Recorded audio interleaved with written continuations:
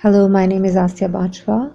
Today I'm going to teach you some layering techniques, and I'm going to focus on soft layers that look like clouds, or you can see the example of those layers in these paintings. I'm going to show you a demo on another painting that I'm going to show you in a few minutes.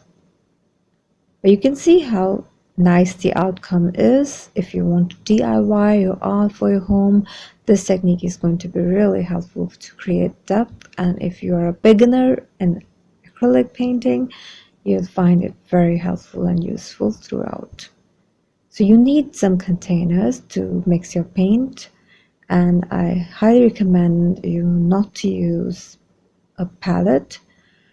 Also, you'll need some sponges, and these thick kind of sponges are my personal favorite, but you can use any kind of sponges, and a spray bottle, and a nice soft fluffy brush is ideal for this technique, and this is by Raphael, and the bristles are really dense and soft and kind of fluffy. Now this is the painting that I've just finished, and I've added quite few layers, but all these layers are very soft, and I will show you a few different things that I've done on this painting, and you'll learn a lot from it. So the first technique is of a wet layer, and I'm using a very little paint here with some water. We don't want to add a lot of moisture to the paint, but we still want it to look wet. And the layer underneath is very much rock solid, so you don't want to damage your layer underneath. You rather want to cover it a little. And in this first technique, I'm going to add a lot of pressure on my brush, and I'm also going to add a lot of variety in pressure, so that can really damage your layer underneath if it's not dry. Now I'm going to show you the same technique, but this time I'm not going to add variety of pressure, but rather I'm just softly layering with paint, and the pressure is equal throughout the application. Yet still it looks quite soft. If you are scared of adding layers, then this next technique will be very helpful for you. So all you have to do is add your paint here and there. Try to cover some shapes that are underneath, like I've done over here. And then stop there and take your sponge and try to blend some of the areas, or you can even remove if you don't like it, wet it more and remove it. But in this case I'm only going to blend the edges.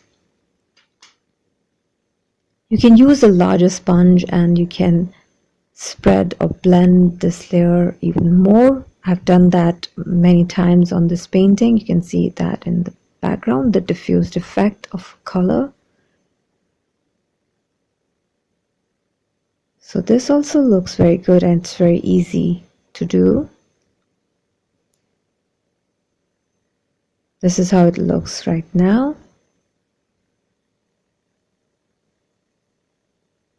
Now I'm going to show a technique using thick and dry paint. So I've loaded my brush with white paint, and it's the same brush, so it's giving me some nice gray tones. And these tones themselves look very soft and blended with many shades in it. And now I've taken more white, and I'm going to add this at some places on this layer. You can see that it still shows what was underneath, but I have kind of covered the shape that I made previously. And this time too, I'm using same pressure. I'm not adding much pressure at all, but my brush is pretty much dry, so it's giving me nice texture. I'll show you this dry brush technique again, but before that, I want to add the base color again on top of these layers. Now the base color over here in this painting is white, so I'm using white to give a hint of that color on top of these layers that I've just created. I'm not adding much, but just to create some mystery, and you cannot tell what was added first and what was added later.